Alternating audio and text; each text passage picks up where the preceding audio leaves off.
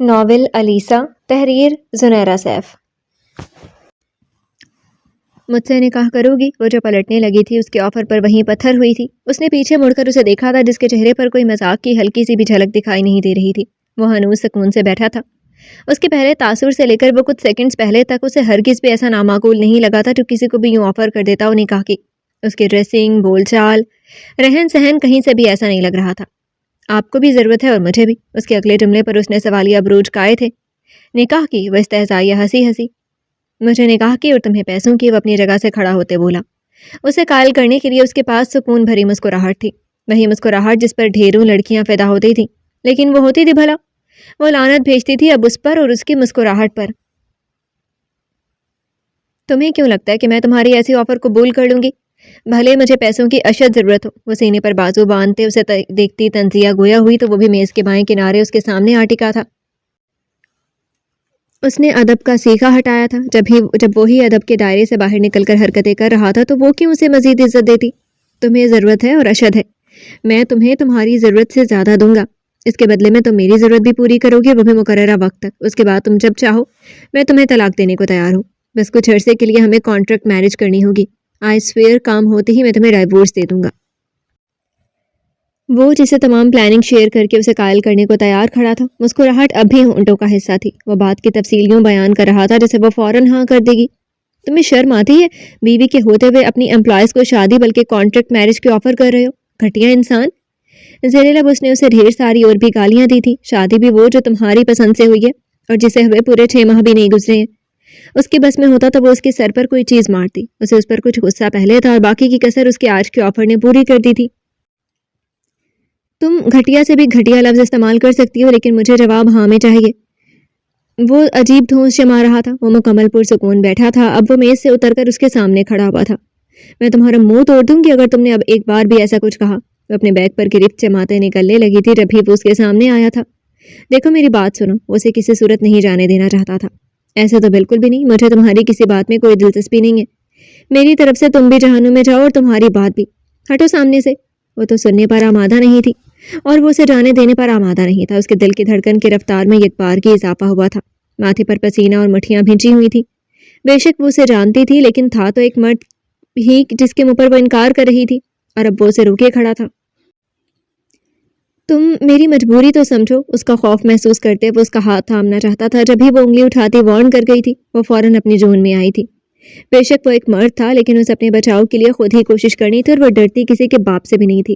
خبردار، مجھ سے 7 فٹ کی دوری پر رہ کر بات کرو، اور میں تمہاری کون سی مجبوری سمجھوں اور کیوں؟ اچھی خاصی امیر اور خوبصورت بیوی کے ہوتے ہوئے تم لڑکیوں کو گھٹیا آفرز کر رہے ہو، یہ تمہاری مجبوری سمجھو؟ تمہارے جیسے لوگوں کو سزا کیوں نہیں ملتی جو پہلے منگیتر کو چھوڑ کر پسند سے امین لڑکی سے شادی کرتے ہیں، پھر ان میں بھی کیڑے نظر آتے ہیں اور پھر دوبارہ کسی اور کو پھانسنے لگتے ہیں؟ وہ اس کی طرف سے نکلنے لگی تھی اور دروازے پر پہنچی ہی تھی جب وہ بھی اس کے پیچھے ہی آیا تھا اور دروازے کے دونوں اطراف میں ہاتھ جما دیے تھے۔ اس کا خوف پھر رود کر آیا تھا۔ دل کی دھڑکن کی رفتار حیرت انگیز طور پر بڑھ گئی تھی، لیکن اس نے چہرے پر خوف کے تاثرات آنے نہیں دیے تھے۔ اگر وہ یہ شو کرواتی کہ وہ ڈر رہی ہے تو وہ اور ڈراتا۔ تم کب سے مجھے ہی غلط کہہ رہی ہو، مجھے گھٹیا گردان رہی ہو، لیکن تم یہ کیوں نہیں سمجھ پا رہی کہ وہ گھٹیا عورت میرے بارے میں میڈیا پر بکواس جھوٹ کیوں پھیلا رہی ہے، اپنے ہی شوہر کے بارے میں غلط باتیں کیوں پھیلا رہی ہے، جبکہ تم مسلسل مجھے گھٹیا ثابت کرنے پر تلی ہوئی ہو۔ دوسری طرف کی کہانی کیوں نہیں سمجھ رہی؟ اور منگیتر والی بات کیا میرا پرسنل میٹر نہیں ہے جو تم اسے یوں اچھال رہی ہو؟ وہ تیش میں آتا اسے سوال کر رہا تھا، جبکہ وہ تو اس کا یوں اشتعال میں آنا ہی حیرت سے دیکھ رہی تھی۔ اپنے ہاتھ پیچھے ہٹاؤ۔ وہ بھی اسے زیادہ غصے سے دیکھی تھی۔ اس کے کہنے پر وہ پیچھے ہٹا تھا اور اپنے چہرے پر ہاتھ پھیرتے اسے دوبارہ دیکھا تھا۔ میں تم سے زیادہ اور اونچا چیخ سکتی ہوں۔ وہ تمہارے بارے میں کیا کہتی ہے یا کیا نہیں، یہ میرا مسئلہ نہیں ہے۔ تمہارے پرسنل میٹر ہیں، انہیں مجھ سے ڈسکس کرنے سے بہتر ہے اسی سے کرو، اور آئندہ مجھے روکنے اور میرے قریب آنے کی کوشش کی تو تمہارا منہ نوچ لوں گی۔ اگر میرا تمہاری کمپنی کے ساتھ کانٹریکٹ نہ ہوتا تو میں تمہارے منہ پر مارتی اور یہاں سے چلی جاتی۔ ڈرتی وہ کسی کے باپ سے نہیں تھی، اور اگر وہ کہتی تھی تو ٹھیک کہتی تھی۔ اسے انگلی اٹھاتے وارن کرتے وہ نکلنے لگی تھی جب وہ بھی ڈھیٹ ابن ڈھیٹ اس کے سامنے آیا تھا۔ نکاح تو تمہیں مجھ سے ہی کرنا ہوگا، آج یا کل، یہ فیصلہ تمہارا ہوگا۔ تمہیں وقت چاہیے تو لے لو، لیکن جواب میرے حق میں ہوگا۔ بدلے میں جو چاہیے ملے گا۔ مجھے اسے جھوٹا ثابت کرنے کے لیے ہر حد پار کرنی پڑی تو کروں گا، اور ساری دنیا دیکھے گی حیان شاہ سچا تھا۔ وہ ہار نہیں مانتا تھا، اس نے اسے سب کہا تھا اور وہ ایسا کرے گا یہ بھی وہ جانتی تھی۔ لیکن نہ جانے کون سے پچھلے بدلے اس کے منہ پر باتیں مار کر پورے کر رہی تھی۔ اس کے دھونس سے اسے اچانک خوف آیا تھا۔ ایک لمحے کے لیے اسے لگا تھا کہ وہ ایسا کر گزرے گا، لیکن اگلے لمحے اس نے کمپوز کیا تھا۔ تم مجھ سے ہی کیوں نکاح کرنا چاہتے ہو؟ آفس میں ڈھیروں لڑکیاں ہیں جو شکل اور سٹیٹس میں مجھ سے کئی درجے بہتر ہیں۔ جاؤ کسی کو بھی اشارہ کر دو، وہ تمہارے قدموں میں ہوگی اور تمہارے ایک کیا 10 بچوں کی ماں بننے کو تیار ہوں گی۔ وہ بھگو کر مارنے کا فن جانتی تھی اور موقع کی مناسبت سے وہ کیا جوتا مارتی تھی، لیکن حیان شاہ اس وقت بس سچ سننے کی پوزیشن میں ہرگز نہیں تھا۔ مجھے کوئی اور نہیں، تم چاہیے اپنے بچے کی ماں کے لیے، کیونکہ وہ ڈھیروں لڑکیاں علیسا نہیں ہو سکتی۔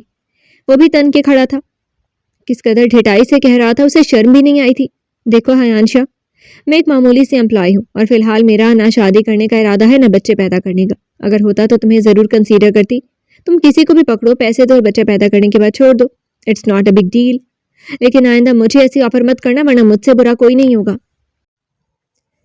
وہ اسے جیسے اب اور طریقے سے رام کرنے کی کوشش کر رہی تھی کہ وہ کہیں اور دیکھے تو اس کی خلاصی اور کم از کم وہ یہاں کے جاب سے ہاتھ نہ دھوئے، لیکن مقابل کے ارادے ایسے نہیں تھے۔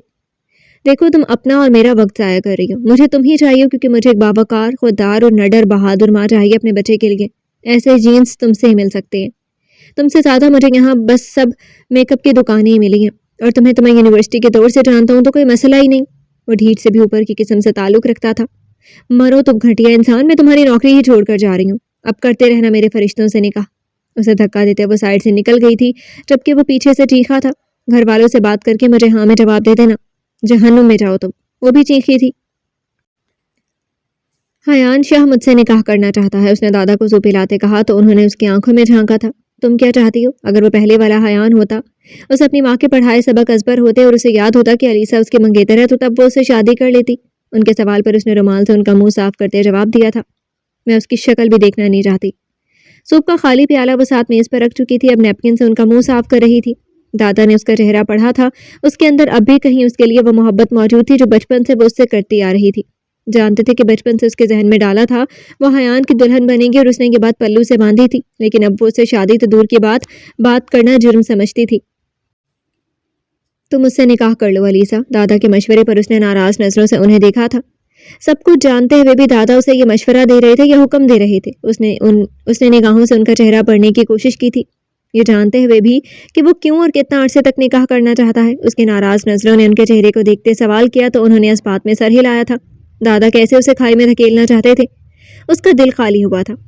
یہی تو تم چاہتی تھی؟ دادا کی آواز پر سوپ کا خالی پیالہ اٹھا کر دروازے سے نکلتی وہ رکی تھی۔ اسے لگا تھا کہ اس کی خاموشی ان کے لیے جواب ہوگی۔ ماضی بڑی دادا جان، چاہتی تھی جب وہ صرف میرا منگیتر تھا، اب وہ کسی اور کا شوہر ہے، اسے تو میں یاد بھی نہیں، اور جسے وہ شادی کرنا چاہتا ہے وہ اس کی کمپنی میں کام کرنے والی ایک ورکر ہے، علیسا الیاس۔ آپ کے کہنے پر بھی اس سے نکاح نہیں کروں گی دادا جان۔ اس نے دروازے کی چوکھٹ پار کرنے سے قبل انہیں لاجواب کیا تھا، انہیں وہ دو ٹوک انکار کرائی تھی۔ اگلے 2 دن میں دادا کی طبیعت اس قدر خراب ہو گئی تھی کہ انہیں لے کر ہسپتال جانا پڑا تھا۔ وہ انہیں ہسپتال اکیلی لے کر گئی تھی، وہاں ان کا ہارٹ ٹرانسپلانٹ ہونا تھا جس کے لیے خطیر رقم کی اشد ضرورت تھی، اور اس کے پاس اتنی رقم نہیں تھی۔ وہ دوستوں سے مدد مانگ لیتی، کوئی بھی اتنا امیر نہیں تھا کہ اتنی زیادہ رقم دیتا۔ وہ تھک ہار کر دادا جی کے بیڈ کے پاس بیٹھ گئی تھی، ان کے ہاتھ کو تھام کر وہ رو دی تھی۔ ابھی وہ بے ہوش تھے، وہ نہ جانے کب ہوش میں آئے تھے، اور ان کے ہاتھ کی حرکت پر وہ سیدھی ہوئی اور آنکھیں صاف کی تھی۔ دادا جان، آپ کیسا فیل کر رہے ہیں؟ آپ کی زندگی سے زیادہ اہم نہیں ہے، گاؤں والی زمین میں دادا شکور کو بیچنے کے لیے کہہ رہی ہوں۔ وہ بےتابی سے گویا ہوئی تھی۔ حیان سے شادی کر لو۔ دادا جان نے آکسیجن ماسک ہٹاتے اسے التجا کی تھی۔ وہ جانتے تھے کہ حیان اس کے لیے کیا اہمیت رکھتا ہے، وہ یہ بھی جانتے تھے کہ اصلیت جاننے کے بعد وہ اسے نہیں چھوڑے گا۔ دادا یوں نہ کریں، میں نہیں کر سکتی، میں نہیں کروں گی۔ وہ رو دی تھی، انہوں نے اسے اشارے سے پاس بلایا تھا۔ میری خواہش سمجھ کر لو، میں سکون سے مر لوں گا۔ ان کی التجا پر وہ انہیں انکار نہیں کر پائی تھی۔ اسی وقت ڈاکٹر چیک اپ کے لیے آئے تھے اور اسے باہر بھی بھیج دیا تھا۔ باہر نکل کر اس نے حیان شاہ کو کال کی، دنیا اور نکاح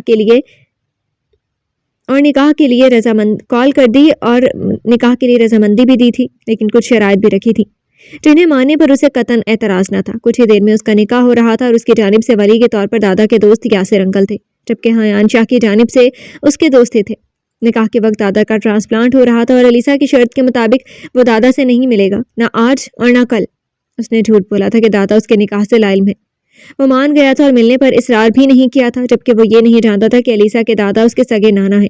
نکاح کے بعد وہ وہیں تھا، لیکن جیسے آپریشن کی کامیابی کی اطلاع ملی اور دادا کو پرائیویٹ روم میں منتقل کیا گیا، وہ علیسا کے اصرار پر چلا گیا تھا اور ہسپتال کے تمام اخراجات اب وہ اٹھا رہا تھا۔ نکاح کے بعد دادا جی کا آپریشن تھا اور آپریشن کے وقت وہ باہر ہی بیٹھی رہی تھی۔ 7 گھنٹے کا میجر آپریشن تھا۔ ہسپتال کی راہداری میں آپریشن تھیٹر کے سامنے بینچ پر وہ بیٹھی، کبھی اٹھ کر دروازے سے اندر جھانک لیتی، کبھی 2 قدم چل پھر لیتی اور پھر واپس بیٹھ جاتی۔ اسے سکون نہیں آ رہا تھا۔ دنیا میں واحد سگا رشتہ دادا جی تھے جو اب اتنی تکلیف سے گزر رہے تھے۔ اس کا فی الوقت دماغ دعا گو تھے، اس کا دل و دماغ دعا گو تھے۔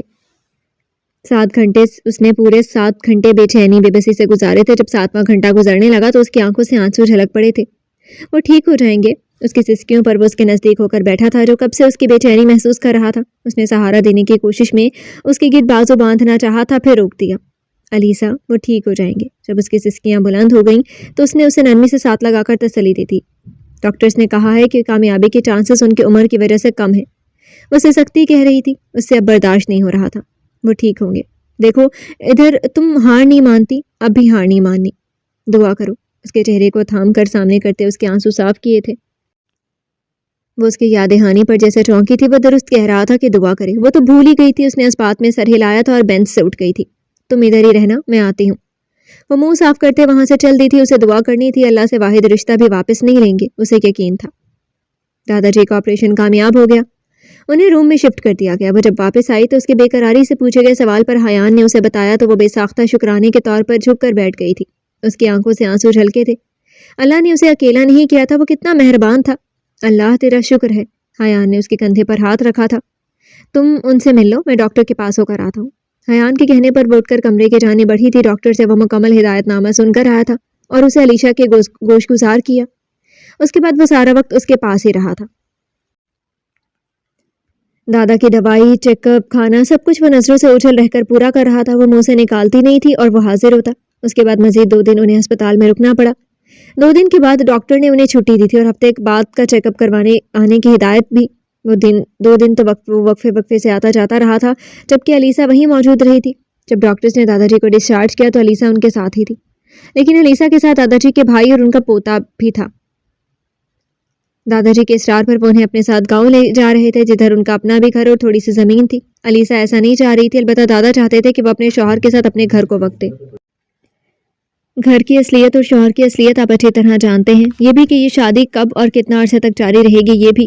اس کے باوجود آپ چاہتے ہیں کہ میں آپ کو اس حال میں چھوڑ کر اس کے پاس جاؤں؟ اس نے ناراضی سے ان کے منہ دھلوانے کے بعد کنگھی کرتے کہا تھا۔ یہ ان کا یہاں آئے 3را دن تھا۔ وہ پہلے سے بہتر تھے اور اب چاہتے تھے کہ واپس جائیں۔ دادا جی کے بھائی شکور حسین بھی دادا جی کی طرح بزرگ تھے، لیکن توانا۔ ان کا ایک ہی بیٹا تھا جس کے ساتھ وہ رہتے تھے، اور شکور دادا کے بیٹے کے ساتھ ساتھ بہو اور پوتا بھی یہی چاہتے تھے۔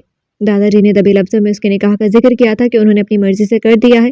اب وہ بھی یہی چاہتے تھے کہ اب وہ اپنے گھر میں سکون سے رہے۔ سب کچھ جانتے ہوئے بھی یہی کہہ رہا ہوں کہ تم جاؤ، تم اپنے گھر میں خوش رہو گی تو میں خود کو توانا محسوس کروں گا۔ میرے جینے کی وجہ تمہارا اس کے ساتھ خوش ہونا ہے۔ تم جاؤ، وہ تمہیں خوش رکھے گا۔ دادا جی نے اس کا ہاتھ پکڑ کر اسے سمجھایا تھا، ایموشنل کرنے کی ناکام کوشش کی تھی۔ دادا، آپ ٹھیک کہہ رہے ہیں کہ وہ خوش رکھے گا، لیکن اپنا مطلب پورا ہونے تک۔ وہ تلخی سے گویا ہوئی تھی۔ دادا جی کی بلیک میلنگ میں آ کر کیوں اس نے نکاح کر لیا تھا؟ کیسے وہ اسے شادی پر حامی بھر سکتی تھی؟ اسے کلک ہو رہا تھا، شدید رنج تھا اسے۔ تم کیوں منفی ہو کر یہ سوچ رہے ہو سکتا ہے اسے حقیقت معلوم ہو جائے اور وہ تمہیں نہ چھوڑے۔ دادا جی اور ان کے خوش گمانیاں۔ دادا کے بستر پر ہی وہ بائیں جانب بیٹھ گئی تھی۔ دادا چاہتے تھے کہ وہ آج کی تاریخ میں ہی جائے، جسے منانے پر وہ زور دے رہے تھے۔ دادا جان، اگر ایسا ہوا تو میں اس کے ساتھ نہیں رہوں گی۔ جب وہ منگیتر کے ہوتے ہوئے شادی کر سکتا ہے، پھر بیوی کے ہوتے مزید شادی کر سکتا ہے، اس کے بعد بھی ایسا کچھ کرے گا تو آپ کسی خوش فہمی میں مبتلا نہ ہو۔ میں اس کے ساتھ نہیں رہوں گی۔ آپ کو مجھے بلیک میل کر چکے ہیں، اب مزید نہیں ہوں گی۔ یہ اب ایموشنل کرنا بھی بند کر دیں کہ میں سکون سے مر سکوں گا وغیرہ وغیرہ۔ میں اب اس سے بلیک میل ہونے والی نہیں ہوں۔ اور ہاں، جا رہی ہوں لیکن ہمیشہ کے لیے نہیں۔ پلٹ کر آپ کے پاس ہی آؤں گی اور ہم اپنے گھر رہیں گے۔ یاد رکھیں، جتنا شوق ہے نا بھائی کے ساتھ رہنے کا، اسے جلد پورا کر لیں۔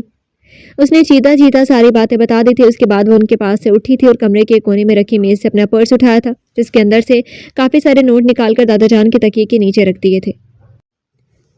اب رکھے سر پہ ہاتھ، ہفتے کے روز آؤں گی واپس آپ کو چیک اپ کے لیے لے کر جانے۔ اس نے ان کے سامنے سر کیا تھا اور انہیں مجبور کر رہی تھی سر پر ہاتھ رکھنے کے لیے۔ دروازے میں کھڑے دانی بھائی نے اس کا یوں ناراض سا چہرہ دیکھتے دادا کو اشارہ کیا تھا۔ رکھ رہی ہیں میرے سر پر ہاتھ یا میں واپس بیٹھ جاؤں؟ اور خدا کی قسم میں پھر نہیں جاؤں گی۔ وہ تو مکمل دھونس جما رہی تھی۔ دانی بھائی نے کہا تھا۔ دادا رکھتے ہاتھ۔ دادا نے صرف ہاتھ ہی نہیں رکھا تھا بلکہ پیار بھی کیا تھا سر پر اور دعائیں بھی دی تھی، اور کرتے کی جیب کے اندر ہاتھ ڈال کر کچھ سبز نوٹ نکالے تھے۔ انہیں علیسا کے ہاتھ میں دیا تو اس کی آنکھیں نم ہو آئی تھی۔ وہ رونا نہیں چاہتی تھی اس لیے فوراً رخ موڑ لیا تھا۔ سدا خوش رہو۔ اس کے پیچھے وہ اسے دعائیں ابھی تک دے رہے تھے، بہت حساس تھی۔ چلے دانی بھائی۔ وہ بھی اس کے ساتھ ہی نکلا تھا جو اسے اسٹیشن پر چھوڑنے جا رہا تھا۔ اس کے بعد ریل گاڑی سے وہ سیدھی شہر پہنچ جاتی۔ اگلے دن وہ آفس گئی تھی۔ اسے پہنچتے شام ہو گئی تھی اور اس نے حیان کو واپسی کا نہیں بتایا تھا۔ حیان کے ساتھ اس کا پچھلے ہفتے میں دن میں کئی مرتبہ رابطہ ہوتا، لیکن کل آتے ہی وہ فریش ہوتے ساتھ سونے کے لیے لیٹ گئی تھی۔ اسے ایک لمبی نیند کی ضرورت تھی۔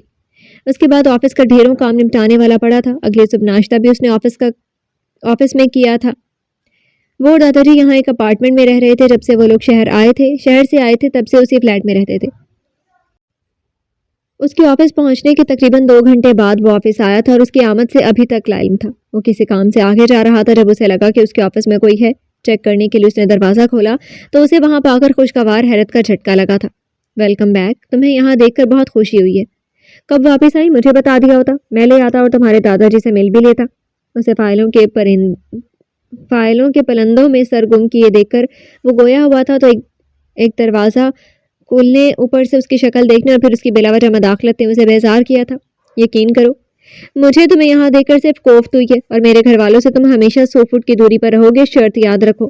اس نے بنا سر اٹھائے یاد دہانی کروائی تھی، اور وقت آنے کا جواب دینا اس نے ضروری نہیں خیال کیا تھا۔ کیا کسی نے تمہیں یہ کہا ہے کہ تم ایسے بولتی حسین لگتی ہو؟ وہ نہ جانے کیوں بے عزتی کروانے پر تلا ہوا تھا۔ تمہیں کسی نے نہیں کہا کہ یوں بغیر اجازت کسی کے آفس میں داخل ہو کر اسے ڈسٹرب کرتے تم زہر سے بھی زیادہ برے لگتے ہو؟ وہ دو بدو جواب دیتے اس نے سوالیہ ابروج کہا تھا۔ تم آ گئی ہو نا، اب سب کچھ بتا دیا کرنا۔ وہ کتنا ڈھیر تھا، کوئی علیسا سے پوچھتا۔ یہاں سے جانے کا کیا لوگے حیان؟ بالآخر وہ تنگ آتی سر اٹھا کر اسے پوچھنے پر مجبور ہوئی تھی۔ وہ اس کی آنکھوں کو دیکھتا نفی میں سر ہلاتا میز سے اپنا ہاتھ اٹھا گیا تھا۔ ایک کپ کافی، وہ بھی تمہارے ہاتھ کی، لیکن آفس کے بعد، جب ہم یہاں سے اپنے گھر جائیں گے۔ اپنے گھر پر زور دیتے اس نے آنکھوں کی گرفت مضبوط رکھتے کہا تھا۔ شور جاتے ہوئے دروازہ بند کرتے جائیں۔ اب وہ فائل پر دوبارہ سر دیے تھی کہ کسی کا باپ بھی مر جائے تو وہ سر نہیں اٹھائے گی جب تک اس کا کام مکمل نہیں ہو سکتا۔ میم، آپ کا لنچ باکس کے ساتھ ان کے آفس میں لگا دیا ہے۔ آپ کا لنچ باکس کے ساتھ ان کے آفس میں لگا دیا ہے۔ وہ ابھی تک اپنے آفس میں تھی جب لنچ آرز میں اسے پی این نے اسے آ کر اطلاع دی تھی۔ کیوں؟ اس نے سوالیہ نظریں لیپ ٹاپ سے اٹھا کر پوچھا تھا، ساتھ ہی ایک نظر ہاتھ الٹا کیے گھڑی پر ڈالی تھی۔ لنچ ٹائم شروع ہوئے 10 منٹ گزر گئے تھے۔ باس کا حکم ہے۔ وہ بیچارہ جواب دیتا اب اگلے سوال کا منتظر تھا۔ اوکے، آپ چاہیں۔ اس نے لیپ ٹاپ شٹ ڈاؤن کیا اور اٹھ کر اپنا موبائل پکڑتے باہر نکلی تھی۔ اس کا رخ باس کے آفس کی جانب تھا۔ بے دھڑک وہ دروازہ کھولتی اس کے آفس میں داخل ہوئی تھی۔ اپنے آفس میں میرا لنچ لگوانے کا تمہیں کس نے کہا تھا؟ وہ اس کے سر پر کھڑی سوال کر رہی تھی، جبکہ وہ جب سے گلاس میں پانی انڈیلتے اس کے سامنے رکھ رہا تھا۔ صوفوں کے سامنے میز پر کھانا سجا ہوا تھا۔ دونوں کونوں پر وہ دونوں ایک دوسرے کے مقابل تھے۔ شرط نمبر 2 کے مطابق ہمارا رشتہ ہم پبلک کریں گے۔ تو اس شرط کے جانب بڑھایا گیا پہلا قدم۔ پانی کا گلاس اس کے جانب بڑھایا تھا جسے نہ چاہتے ہوئے بھی وہ تھام گئی تھی اور لنچ میں اس کے ساتھ شریک ہو گئی تھی۔ لنچ کے بعد اسے کچھ فائلز پر اس کے دستخط چاہیے تھے اور اس کے ساتھ ہی میٹنگ بھی تھی، تو وہ اس کے آفس میں ہی رہی تھی۔ جب وہ لوگ آفس کے کاموں سے فارغ ہوئے تو شام کے 6 بج رہے تھے۔ آفس کا سارا عملہ چھٹی کر کے جا چکا تھا، بس وہ دونوں رہ گئے تھے۔ وہ اس کے آفس سے نکل کر اپنے آفس میں آئی، چند ایک فائل ساتھ لے جانے کو اٹھائی تھی جب ہی اس کے آفس کا دروازہ نوک ہوا تھا۔ چلے، وہ اس کے انتظار کو کھڑا تھا۔ کمپنی میں وہ اکاؤنٹس مینیجر کی پوسٹ پر نوکری کر رہی تھی اور اسے یہ نوکری کرتے تقریباً 1.5 سال ہونے کو تھا۔ کدھر؟ سوالیہ نگاہوں سے گھورا۔ ہمارے گھر۔ دروازے کے ہینڈل پر ہاتھ رکھے اس نے ہمارے پر زور دیا تھا۔ لیکن ایسے کیسے؟ مطلب ہمارے نکاح کے بارے میں لوگ نہیں جانتے، اور ایسے اگر میں جاؤں گی تو مطلب ہمارا نکاح پبلک نہیں ہوا، جبکہ میں نے شرط رکھی تھی کہ جو بھی ہمارا رشتہ بنے گا وہ پبلک کے سامنے ہوگا۔ اسے سمجھ نہیں آئی تھی کہ وہ اسے کیا کہے، کیسے کہے۔ وہ 2 قدم آگے آیا تھا، اسے ساتھ لگایا، موبائل نکالا، تصویر لی اور اس پر #happily married لکھا اور پوسٹ کر دی۔ اپنے سوشل میڈیا اکاؤنٹ سے اس نے سب سوشل میڈیا اکاؤنٹس پر پوسٹ کی تھی اور اس کے سامنے کیا تھا۔ دیکھتے ہی دیکھتے لائکس اور کمنٹس کی بھرمار تھی۔ اب بھی تمہیں اعتراض ہے؟ اس نے طنز نہیں کیا تھا لیکن سنجیدگی سے کہا تھا، جس پر وہ اسے دیکھ کر رہ گئی تھی کہ ابھی اس کے سامنے، اس کی آنکھوں کے سامنے اس کے ساتھ کیا ہوا تھا۔ حیان نے اس کا ہاتھ تھاما تھا اور اسے وہاں سے لے کر چلتا بنا تھا۔ اب ساری دنیا جانتی تھی وہ اس کی بیوی ہے، ان کا نکاح ہو چکا ہے۔ تم میرا ایسے تماشا کیسے بنا سکتے ہو؟ اس سے ہاتھ چھڑاتے چیخی تھی۔ وہ ابھی تک حیرت سے گنگ تھی۔ اس کے ہاتھ سے فائلز نیچے گر گئی۔ وہ کیا کر چکا تھا؟ सारी दुनिया अब उस पर उंगली उठा रही होगी।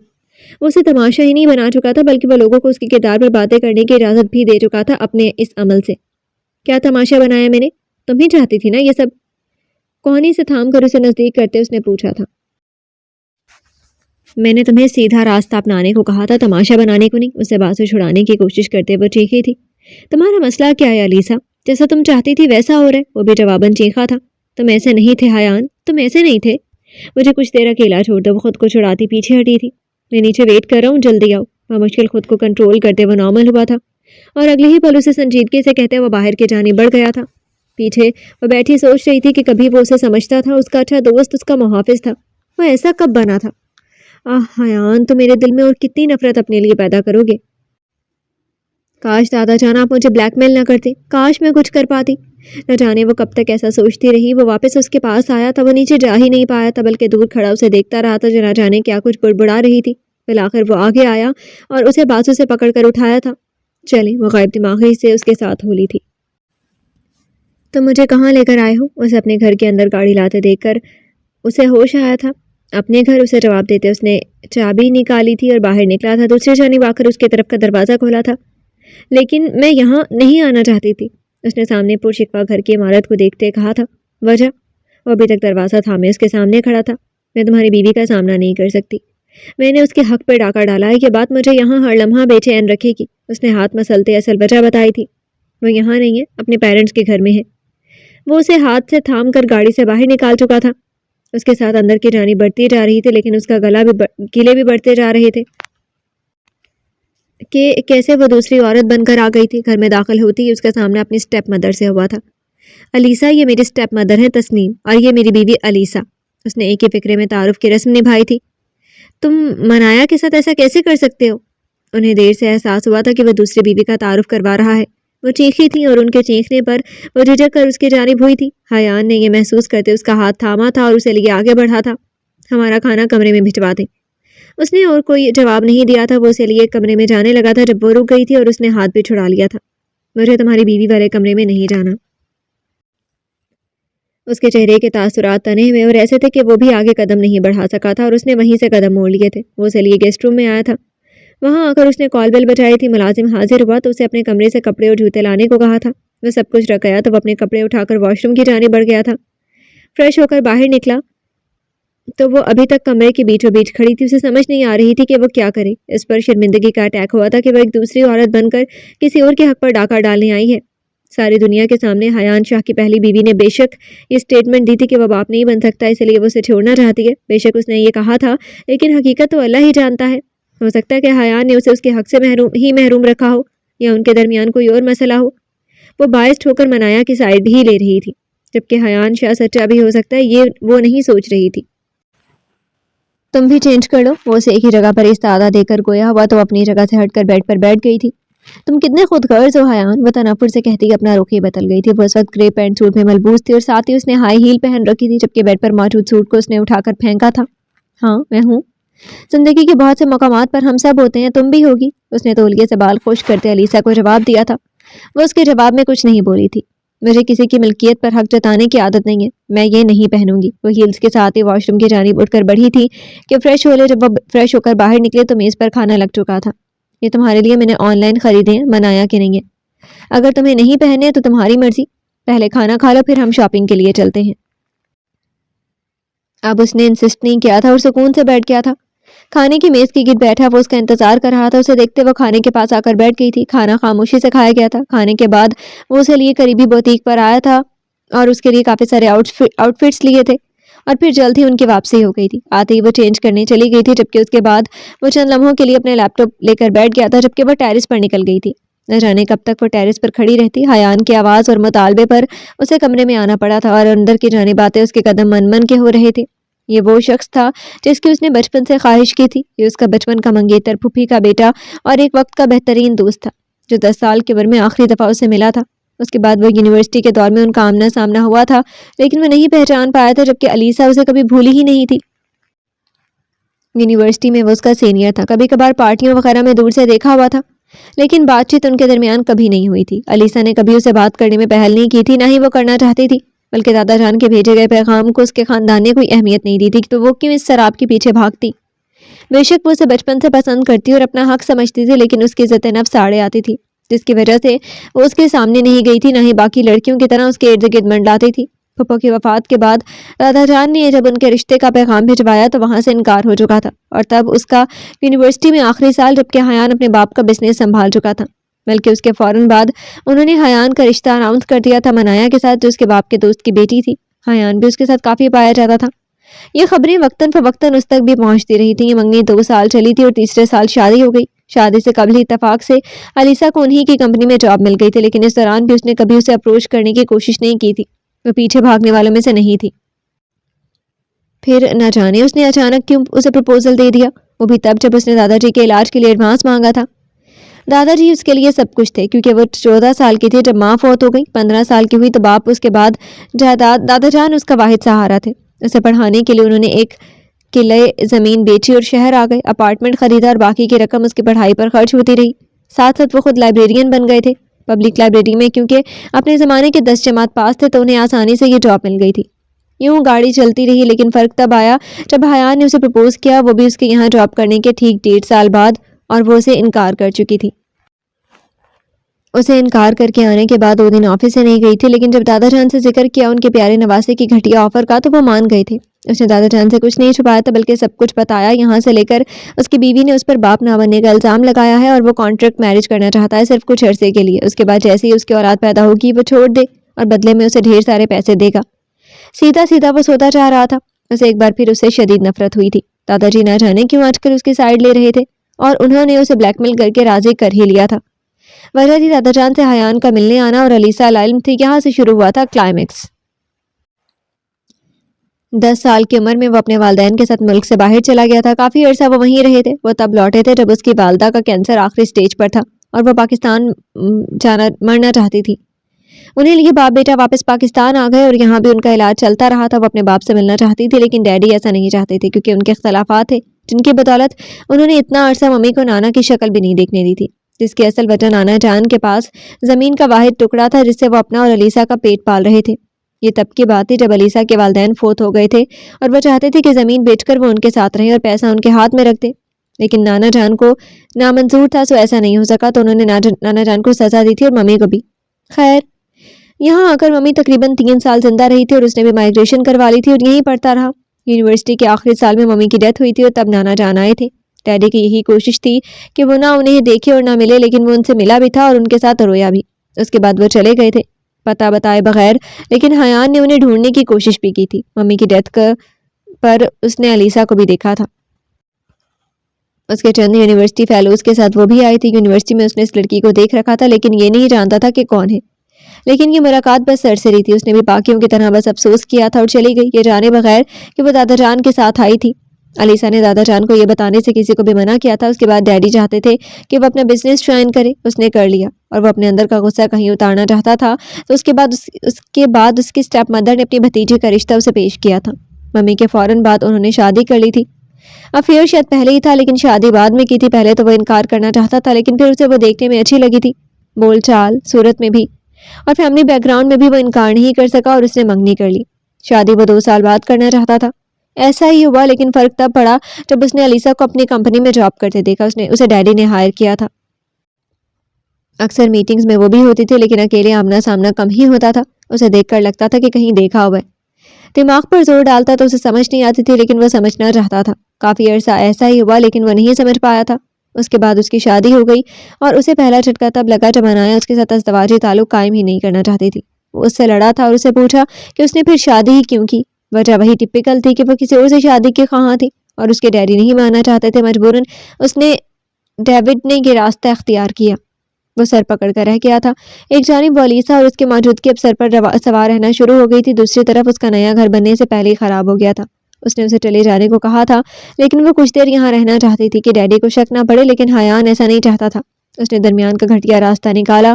اس نے ویڈیو کانفرنس کی، 2-4 لوگوں کو بلایا اور حیان پر باپ نہ بننے کا الزام لگایا اور چلی گئی، جس سے اس کا باپ بھی قدرے مطمئن تھا، لیکن حیان کے لیے یہ ایک ایسی صورتحال تھی کہ بس وہ بال نوچے۔ گھٹیا عورت اس پر الزام لگا کر چلی گئی تھی۔ وہ بہت پریشان تھا ان دنوں کہ ایک دن بینک میں کسی کام سے گیا تھا، جب ہی اسے وہاں نانا جان بھی ملے تھے۔ انہیں دیکھ کر وہ ان کی جانب لپکا تھا، لیکن وہ ناراض تھے۔ اس نے انہیں گھر ڈراپ کرنے کی آفر کی تھی تو وہ کچھ پس و پیش کے بعد مان گئے۔ وہاں جا کر نانا جان نے اس سے باز پرس کی کہ علیسا سے شادی کرنے سے انکار کیوں کیا۔ اسے تو معلوم ہی نہیں تھا کہ نانا جان نے رشتہ بھیجا تھا۔ بارہ ہی بالا ڈیڈی نے انکار کر کے بھیج دیا اور حیان نے انہیں ساری کتھا سنا دی۔ اس کے بعد وہ نانا جان سے ان کا نمبر لے گیا اور نانا جان نے بتایا کہ علیسا کی غیر موجودگی میں آیا کرے، وہ اسے اب ناپسند کرتی ہے۔ ایسا ہی ہونے لگا، پھر اچانک ان کی طبیعت خراب ہونے لگی تو وہ اب اکثر ان کے پاس آنے لگ گیا تھا۔ نانا جان سے وہ جان چکا تھا کہ علیسا کا اور اس کا بچپن سے رشتہ ہو چکا ہے جو اس کی والدہ کی خواہش پر ہوا تھا۔ علیسا نے یاد رکھا جبکہ وہ بھول گیا۔ اسے علیسا اچھی لگتی تھی اور کچھ ان کے ہاں مانگ کو چھوڑا بھی نہیں جا رہا تھا، تو اس نے فوراً اس سے شادی کا فیصلہ کیا، لیکن مسئلہ اب یہ تھا کہ بات ان دونوں کے درمیان میں ہی تھی۔ علیسا سے دادا جان نے ذکر کیا تو وہ دو ٹوک انکار کر گئی، اور پھر دادا جان کے پلان پر حیان نے اسے پرپوز کیا تو وہ ہتھے سے اکھڑ گئی اور اس کی کتوں والی کی تھی۔ وہ بھی ڈھیٹ پن کے زندہ جاوید مثال بنا اس کے پیچھے ہی پڑا رہا تھا۔ پھر دادا جان کا اچانک ہارٹ ٹرانسپلانٹ، یہ سب جلدی کروا گیا تھا۔ علیسا کو یہ تھا کہ ابھی بھی وہ ان سے نہیں ملا، لیکن جبکہ وہ ہر کچھ منٹ بعد اس کی غیر موجودگی میں ان کے ساتھ تھا۔ جبکہ نکاح کے وقت دادا جان نے اپنے ایک دوست کو بلوا دیا تھا کیونکہ وہ علیسا کا مان رکھنا چاہتے تھے اور اسے بعد میں بتانے کا ارادہ رکھتے تھے۔ علیسا بھی اس سے نکاح پر مانی تھی، لیکن اس نے بھی شرائط رکھی تھی۔ ایک، وہ اس کی فیملی کے سامنے ڈسکلوز نہیں کرے گا ان کا نکاح ہو گیا، کیونکہ وہ اسے پتہ ہی نہیں لگنے دینا چاہتی تھی کہ وہ اس کی کزن ہے، جبکہ خود وہ دادا شکور کی فیملی کو بتا چکی تھی۔ دوئم، وہ دادا جان کا تمام خرچہ اٹھائے گا، اس لیے کہ پھپھی کو بلیک میل کر کے اس کے والد کے کافی پیسہ نانا جان سے اینٹ چکے تھے، تو اب لگائیں ان کا پیسہ ان کی ذات پر۔ سوئم، وہ ان کے رشتے کو ساری دنیا کے سامنے تسلیم کرے گا اور ان کا باقاعدہ ریسیپشن ہوگا۔ چہارم، اپنے بیڈ روم سے باہر وہ اوقات میں رہے گا، کسی سے بھی کسی بھی وقت وہ ملنے ملانے پر پابندی نہیں لگائے گا۔ یہ شرائط وہ مان چکا تھا، ہاں استعمال وہ اپنی مرضی سے کرے گا۔ گڈ مارننگ، ٹیری سے نیچے جھانکتے علیسا کے کندھے پر اس نے ٹھوڑی رکھتے کہا تھا۔ اس نے جواباً قہربار نگاہوں سے گھورا تھا۔ دن کے 10 بجے گڈ مارننگ ہوتی ہے؟ وجہ اسے خود سے دور ہٹانا تھا۔ اس کے پاس سے ہٹ کر دور کھڑی ہوئی اسے گھور رہی تھی۔ دیکھو، میرے ساتھ رہنے کے کچھ اصول بنانے ہوں گے۔ مجھے لیٹ اٹھنے والے لوگ سخت ناپسند ہے۔ جب تک میرے ساتھ رہنا ہے انسانوں کی طرح رہنا۔ انگلی اٹھائے اس نے وارننگ دی تھی، جبکہ اس کی اسی انگلی کو پکڑ کر اسے کھینچتے وہ گلے لگا چکا تھا۔ ٹھیک ہے، جو آپ کا حکم، لیکن ذرا قریب ہو کر کہو گی تو سمجھ آئے گی نا؟ وہ اس کے کان میں سرگوشی کر رہا تھا۔ ٹھیک ہے، جو آپ کا حکم، لیکن ذرا قریب ہو کر کہو گی تو سمجھ آئے گی نا؟ اس کے کان میں سرگوشی کر رہا تھا۔ تم؟ وہ فوراً پیچھے ہٹی تھی، فاصلہ پیدا کیا تھا اور اسے سمجھ نہیں آئی کہ ہوا کیا تھا۔ اور آئندہ تم پبلک کے سامنے مجھ سے 10 فٹ کی دوری پر ہوگے، غصے سے کہتے وہ کمرے میں داخل ہوئی تھی اور الماری کے سامنے جا کھڑی ہوئی تھی۔ آفس کے لیے اس نے سوٹ منتخب کیا تھا جب وہ اس کے پیچھے آ کھڑا ہوا تھا۔ لیکن یہاں تو کوئی پبلک نہیں ہے، تو مطلب مجھے تمہیں چھیڑنے کی اجازت ہے؟ ایک ہاتھ اس کے طرف سے گزار کر دوسرے ہاتھ سے وہ اپنے کپڑے بھی سلیکٹ کر رہا تھا۔ نہیں، اس کی آنکھوں میں دیکھتا گویا ہوا تو وہ اس کا ہاتھ ہٹا کر پیچھے ہٹنے لگی تھی، جبھی وہ اسے کمر سے تھام کر قریب کر گیا تھا۔ اوکے، لیکن میرے کپڑے سلیکٹ کرنے میں میری مدد تو کرو۔ اس کے کھلے بالوں کو چھیڑتے اس کا رخ الماری کی جانب موڑ گیا تھا تو وہ ہاتھ چھڑاتے اس کی پہنچ سے دور ہوئی تھی۔ تم کوئی 2 سال کے بچے نہیں ہو، نہ ہی میں تمہاری ممی ہوں، اپنے کام خود کرو۔ اسے ٹکے کا جواب دے کر وہ خود واش روم کی جانب بڑھ گئی تھی۔ ظالم لڑکی، بیوی تو ہو، وہ پیچھے سے چیخا تھا۔ واٹس ایور، دروازہ ٹھاک کر کے اس کے منہ پر بند ہوا تھا اور وہ اپنا سا منہ لے کر خود ہی سلیکٹ کر رہا تھا اپنے کپڑے۔ ناشتے کے وقت ابھی اس نے لقمہ توڑا ہی تھا کہ حیان کے ڈیڈی وہاں نکلے تھے، ان کے ساتھ ان کی بیگم بھی تھیں۔ اس سے نوالا منہ میں لے جانا مشکل ہو گیا تھا، اس نے واپس رکھ دیا۔ کھاؤ بیٹے، رک کیوں گئی آپ؟ اس نے سر ہلایا تھا۔ جی میں لے رہی ہوں، اس نے جواب دیا تھا اور نوالا منہ میں رکھا تھا۔ حیان نے ان کی آمد اور وہاں بیٹھنے کو خاموشی سے نوٹ کیا تھا۔ نئی دلہن ہو، شروع میں سب کو ایڈجسٹ کرنے میں وقت لگتا ہے، اب کی بار ان کی بیوی بولی تھی۔ یہ عورت رات کے وقت کی عورت سے مختلف لگ رہی تھی۔ حیان نے نہ تائید کی اور نہ ہی صفائی کی، وہ اب بھی انہیں خاموشی سے آبزرو کر رہا تھا۔ جی، ابھی وہ یہ لفظی جواب دے رہی تھی، بڑا ناپ تول کر وہ بول رہی تھی اور ساتھ ہی ساتھ وہ ان کو آبزرو بھی کر رہی تھی۔ یار باپ ہو تمہارا، اگر بتا دیتے تو تمہارے نکاح میں ہی شریک ہو جاتا۔ ضروری تو نہیں کہ مجھے بھی سوشل میڈیا سے ہی پتا چلتا کہ میرا بیٹا دوسری شادی کر چکا ہے۔ اپنے منہ میں آملیٹ کا ٹکڑا رکھتے ہوئے انہوں نے اسے سلگھانا چاہا تھا۔ آپ کا بیٹا ہوں ڈیڈ، آپ کے نقشے قدم پر ہی چلوں گا۔ اس نے کھلم کھلا ان پر چوٹ کی تھی جیسے انہوں نے نکاح کرنے کے بعد اسے بتایا تھا۔ آئی ایم امپریسڈ، انہوں نے داد دی تھی۔ اس نے کندھے اچکاتے وصول کی تھی۔ آپ کب سے آفس جوائن کر رہی ہیں؟ اب انہوں نے سکون سے کھانا کھاتی علیسا سے پوچھا تھا۔ اس نے ایک نظر حیان پر ڈال کر جواب دیا تھا، وہ اسے جواب دینے کی اجازت دے چکا تھا۔ کل سے؟ اس نے جواب دیتے سوچا تھا کہ کم از کم آج اس کے پاس اتنی ہمت نہیں تھی کہ وہ فوراً اس کی کل کے پوسٹ کے بعد لوگوں کا سامنا کرتی۔ اس کے ذہن میں اس وقت کئی مسائل چل رہے تھے۔ اور وہ انہیں حل کرنے کے لیے وقت لینا چاہتی تھی۔ جلدی نہیں ہے، صحیح کہہ رہی ہو نا عبد المنان، ابھی تم لوگوں کو گھومنا پھرنا چاہیے، یہ دن پھر آپ لوگوں کو یاد رہیں گے۔ ان کی بیگم بھی ناپ تول کر اور تاک تاک کر سوال کرنے میں ماہر تھی۔ شیور آپ لوگوں کو گھومنے جانا چاہیے؟ ان کے شوہر نے بھی بیوی کی تائید کی تھی۔ ہم دیکھ لیں گے۔ اب کی بار جواب حنان کی جانب سے آیا تھا اور اس جواب نے ایک حد قائم کی تھی کہ مزید وہ اس موضوع پر بات نہیں کرے گا۔ اچھا ہے، لیکن گھر کے اصول یاد رکھنا۔ ان کے پیار اور نرمی سے کہے گئے جملے میں بھی ایک وارننگ تھی اور ایک جھلکتی سرد مہری۔ مجھے ازبر ہے ڈیڈ۔ وہ کھانا ختم کر چکا تھا۔ اس نے انہیں دیکھتے اپنے جملے سے باور کرایا تھا۔ پھر تمہیں یہ بھی یاد ہوگا کہ اب ہماری بہو یہ چھوٹی سی پوسٹ پر جاب نہیں کر سکتی ہے۔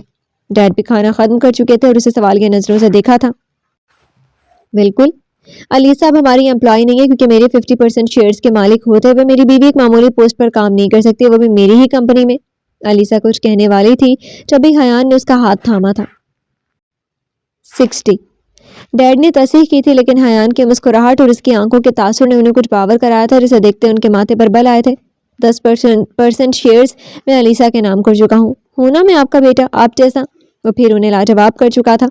اس کے بتانے پر وہاں سب کے لیے یہ نئی اور حیران کن خبر تھی، بشمول علیسا کے۔ اس کی پرفارمنس داد کے قابل تھی اور علیسا نے اسے داد دی تھی، وہ بھی اپنے طریقے سے، اس کے بوٹ پر اپنی ہیل مارنے کی صورت میں۔ حیان کے بتانے پر وہاں ایک لمبی خاموشی طاری ہو چکی تھی اور علیسا خامخواہ خود کو انفٹ اس جگہ پر سمجھنے لگی تھی۔ میں نے اچھا کیا ہے نا ڈیڈ، آئی ہوپ آپ نے پسند کیا ہوگا۔ وہ اپنی جگہ سے اٹھا تھا اور علیسا بھی اس کے ساتھ ہی اٹھی تھی۔ وہ اس کا ہاتھ تھامے وہاں سے نکل گیا تھا۔ ایکسکیوز می، ان کے جانے کے بعد وہ مٹھیاں بھینچے غصے سے اٹھے تھے۔ وہ انہیں زبان سے نہیں کہتا تھا بلکہ اعصابی جنگ لڑنا چاہتا تھا ان سے۔ وہ بھی غصے سے واک آؤٹ کر چکے تھے۔ تم نے ایسا کیوں کیا؟ کمرے میں داخل ہوتے ہی علیسا نے اسے سوال کیا تھا۔ وہ جواب دینے کے موڈ میں نہیں تھا۔ میں تم سے پوچھ رہی ہوں۔ اس نے ڈریسنگ روم کی جانب بڑھتے حیان کا بازو تھام کر اسے روکا تھا۔ کیا میں تمہیں جواب دے ہوں؟ اس کے جواباً سوال نے اس کی گرفت اس کے بازو پر ڈھیلی کر دی تھی۔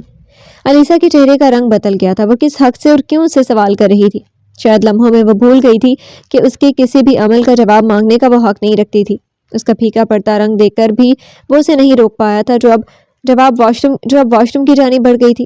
اسے روکنے اور روک کر اس کے نام 10% شیئرز کرنے کی وہ کیا توجہ پیش کرتا کہ وہ اسے خوار ہوتے نہیں دیکھ سکتا تھا، اور اسی کی پسندیدگی اور تحفظ کی خاطر اس نے یہ قدم اٹھایا تھا۔ اس کے بعد وہ خود باہر نکل گیا تھا، جبکہ وہ واش روم میں نہ جانے کتنے لمحوں تک روتی رہی تھی۔ اس کی واپسی 1.5 گھنٹے بعد ہوئی تھی۔ جب وہ واپس آیا تو وہ سو رہی تھی۔ اس نے بھی آج آفس سے چھٹی کی تھی تو اپنا لیپ ٹاپ اٹھا کر وہ بھی بیڈ پر آ بیٹھا تھا۔ اس کا چہرہ کمبل سے باہر تھا جس پر بال بکھرے پڑے تھے۔ لیپ ٹاپ اس نے سائڈ پر رکھ دیا تھا۔ اب وہ اسے دیکھ رہا تھا جو اگر جاگ رہی ہوتی تو اسے ایسے دیکھنے پر کم از کم 2-4 گالیاں تو ضرور دیتی۔ اس نے اپنی انگلیوں سے اس کے بال ہٹائے تھے۔ اپنے دائیں ہاتھ کی انگلیاں اس کے چہرے پر مس کر رہا تھا۔ اس کے ہاتھوں کی حرکت سے وہ ہلکی سی کسمس آئی۔ وہ نیند کی پکی تھی۔ اسے یاد آیا تھا بچپن میں جب وہ ممی کے ساتھ جاتا تھا تو اس کے ساتھ کھیلنے کے لیے، اسے جگانے کے لیے اس کے سر پر ڈھول بھی بجاتا تو وہ نہیں اٹھتی تھی جب تک اپنی نیند نہ پوری کر لے۔ وہ اب بھی ایسے ہی تھی۔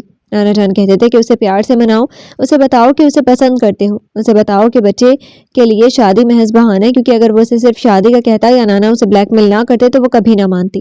ابو نے کیا کہتا کہ وہ بات بمشکل سے کرتی ہے اور بات پہ کاٹ کھانے کو دوڑتی تھی، اب پیار کیسے کرے؟ خیر وہ اسے راضی کر لے گا۔ جانتا تھا کہ اسے ایسی آفر کر کے وہ خود کے لیے اس کے دل میں گرہ لگا چکا تھا، لیکن وہ اسے سب بتا دے گا، پھر وہ سیٹ ہو جائیں گے۔ اس کے بارے میں سوچتے وہ بھی وہیں سو گیا تھا۔ اس کے سونے کے 5 منٹ بعد ہی علیسا کی آنکھ کھلی تو اس نے دیکھا تھا کہ حیان کا ہاتھ اس کے چہرے پر دائیں گال پر موجود تھا۔ وہ سانس روکے رہ گئی۔ اس نے ہلنے کی کوشش بھی نہیں کی کہ اگر اس کی آنکھ کھل گئی تو وہ کیا سوچے گا۔ اس نے آہستگی سے اس کا ہاتھ پیچھے کیا تھا۔ غیر ارادی نگاہ اس کے چہرے پر گئی تو آسانی سے پلٹ نہیں سکی تھی۔ اس کا چہرہ اس وقت اس کے سامنے تھا۔ سوتے میں کتنا معصوم لگ رہا تھا۔ اس کے نقوش بڑے پیارے تھے۔ اونچی کھڑی ناک پر لمبی پلکیں اور ہلکی ہلکی داڑھی اس کے چہرے کی خوبصورتی میں اضافہ کرتی تھی۔ کاش تمہارے چہرے کی طرح تمہارا اندر بھی صاف اور پیارا ہوتا حیان۔ اسے دیکھتے وہ سوچ رہی تھی۔ اس کے ماتھے پر بال بکھرے ہوئے تھے جنہیں وہ دل کی آواز پر نہ چاہتے ہوئے بھی سنوار نہیں سکی تھی۔ اس کا اتنا نقصان کر چکا تھا کہ اب وہ اسے چانس نہیں دینا چاہتی تھی۔ کاش وہ اسے ایسی آفر نہ کرتا۔ کاش اپنی سوچوں پر بند باندھے وہ وہاں سے اٹھ گئی تھی۔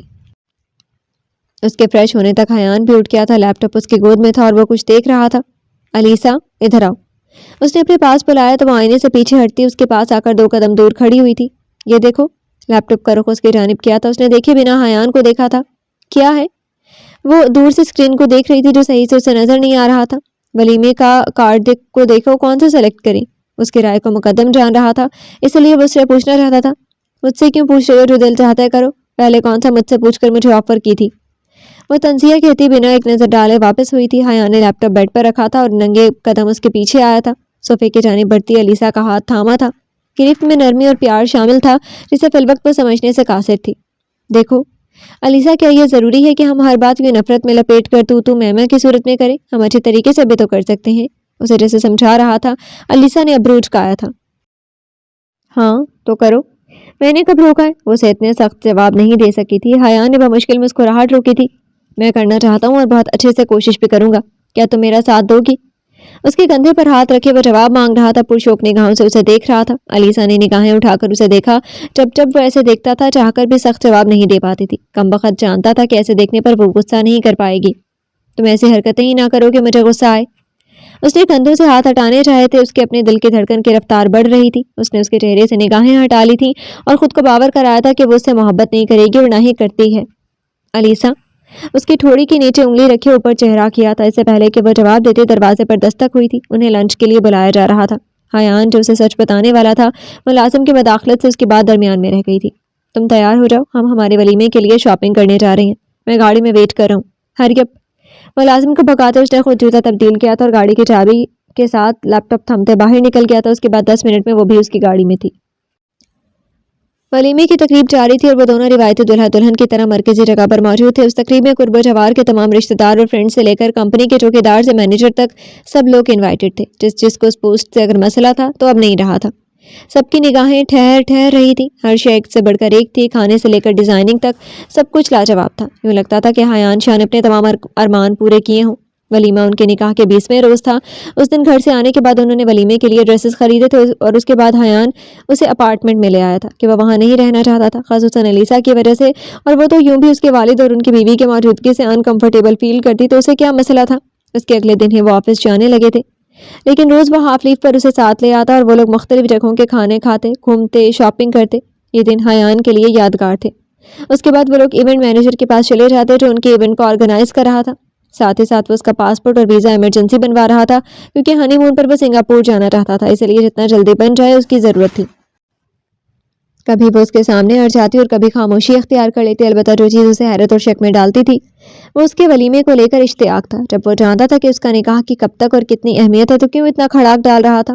اب بھی وہ اسے دیکھ رہی تھی جو اپنی دوستی شادی پر یوں اشتیاق اور شوق سے فوٹو شوٹ کروا رہا تھا جسے پہلی اور آخری شادی ہو۔ اس کے انگ انگ سے خوشی نکل رہی تھی۔ تم کچھ زیادہ ہی خوش نہیں ہو رہے؟ اس نے اس کی مسکراہٹ پر چوٹ کی تھی۔ فوٹوگرافر اسے میڈم کی کمر پر ہاتھ رکھ کر ان کی جانب دیکھنے پر کہہ رہا تھا تاکہ وہ اس پوز کو تصویر میں قید کر لے، تو علیسا کے کہنے پر وہ دل کھول کر ہنسا تھا۔ کوئی بے وقوفی ہوگا جو تمہارے جیسے بیوی ملنے پر روئے گا؟ اس نے جواب دینے کے ساتھ ہی اسے جن نظروں سے بتایا تھا وہ پزل ہوئی تھی۔ اس کے بعد پورا فوٹو شوٹ تو اس نے فوٹوگرافر کی ہدایت کے مطابق بغیر کسی بات کا برا منائی کیا تھا۔ ولیمے پر ڈیڈی بھی منہ رکھنے کو سب سے اچھے سے مل رہے تھے اور مبارکباد پیش کر رہے تھے۔ ہم سے مبارکباد وصول نہیں کریں گے داماد جی؟ اس آواز پر عبد المنان کے ماتھے پر 2 بل آئے تھے، لیکن وہ میڈیا کی موجودگی کو بھانپتے دے کر فوراً ٹھیک ہوئے تھے۔ کیوں نہیں؟ آپ سے ہی تو مبارکباد وصول کرنے کے حقدار ہیں۔ آئیے آپ اپنی پوتی سے اور نواسے سے ملیے۔ داد جی کو انہوں نے اتنی محبت سے جواب دیا جیسے یہی ان کا وتیرہ ہو۔ وہ آگے چل دیے تھے۔ دانی بھائی بھی دادا کے ساتھ تھے، جبکہ دادا شکور اور ان کے بہو بیٹے ساتھ نہیں آئے تھے۔ انہیں دیکھ کر علیسا اسٹیج سے اتری تھی۔ دادا جی کے بہتر لگ رہے تھے۔ ان کی صحت دیکھ کر خوش ہوئی تھی، لیکن ناراض بھی ہو رہی تھی کہ یوں بد احتیاطی نہ کریں کہ ڈاکٹر نے چیک اپ پر 2 دن قبل احتیاط بتائی تھی۔ وہ خوش ہو رہے تھے اور اسے دعائیں دے رہے تھے۔ اسی وقت حیان بھی نیچے اتر آیا تھا اور ان سے بغلگیر ہو رہا تھا۔ وہ لوگ انہیں ساتھ لے گئے تھے، جبکہ علیسا حیران تھی وہ دادا جان کو کیسے پہچان گیا تھا، اور اگر دادا جان کے بارے میں جان گیا ہے تو اسے بھی جان گیا ہوگا، لیکن مسئلہ یہ تھا کہ اس وقت وہ یہ نہیں پوچھ سکتی تھی۔ خیر، تقریب ختم ہونے کے بعد وہ اس سے لازمی سوال کرے گی اور جاتے ہی کرے گی۔ اگر سب کچھ جان گیا تھا، اس کے باوجود اس نے اسے ایسی آفر کی، اس کے دل میں ملال پیدا ہوا تھا۔ تم جانتے تھے؟ اس کے سوال پر حیان نے نگاہیں چرائی تھیں۔ یہ سوال نہیں تھا بلکہ سیدھا سیدھا جواب ہی تھا جو حیان کے بجائے علیسا نے خود ہی دے دیا۔ اس کی نگاہیں چرانے نے علیسا کو شوق دیا تھا۔ وہ اس کے ساتھ ایسا کیسے کر سکتا ہے؟ او میرے خدا! وہ اپنا سر تھام کر بیٹھ گئی تھی، جبکہ اپنے کفلنگس اتارتے وہ کنکھیوں سے اسے ہی دیکھ رہا تھا جو بیڈ پر ٹانگیں لٹکائے سر تھامے بیٹھی تھی۔ دیکھو علیسا، مجھے تب پتہ چلا جب تم میرے آفس میں جاب کر رہی تھی۔ بہت غلط وقت پر صحیح بات سامنے آئی تھی اور اب اس بات کا فائدہ 0 اور نقصان زیادہ ہو رہا تھا۔ دادا جان بھی تب سے جانتے ہیں۔ اس کا سوال نہیں تھا بلکہ سیدھا سیدھا الزام تھا جس کی وہ تردید نہیں کر رہا تھا. اس کے سر اٹھا کر پوچھے گئے سوال ایک بار پھر حیان نے آنکھیں چرائی تھی. اس کے باوجود تم نے اور دادا جان نے مجھے ایسی آفرز کی.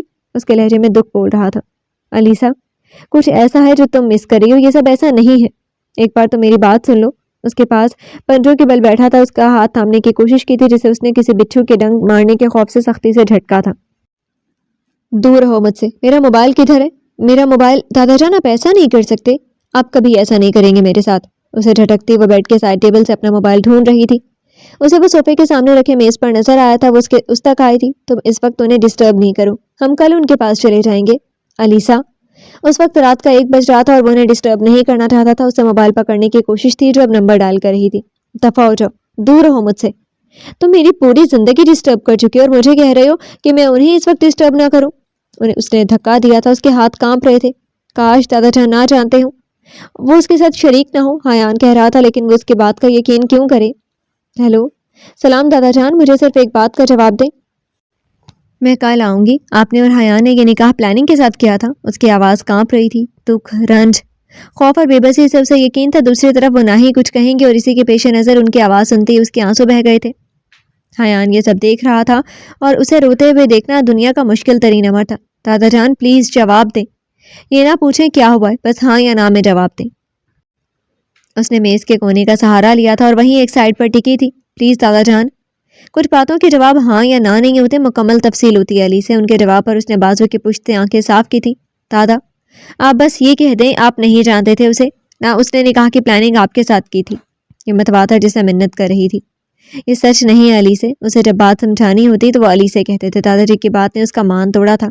کان سے ہاتھ خود بخود نیچے کی جانب چلا آیا تھا. وہ ابھی بھی کچھ بول رہے تھے لیکن اس نے جتنا سننا تھا سن لیا, اب اور نہیں. اسے ڈھیر سارا رونا آیا تھا. اس نے زور سے فون نیچے دے مارا تھا. بیڈ کی پائنتی کی جانب بیٹھا حیان اسے بے بسی سے دیکھ رہا تھا. موبائل فون اس کے قدموں کے پاس جا گرا تھا.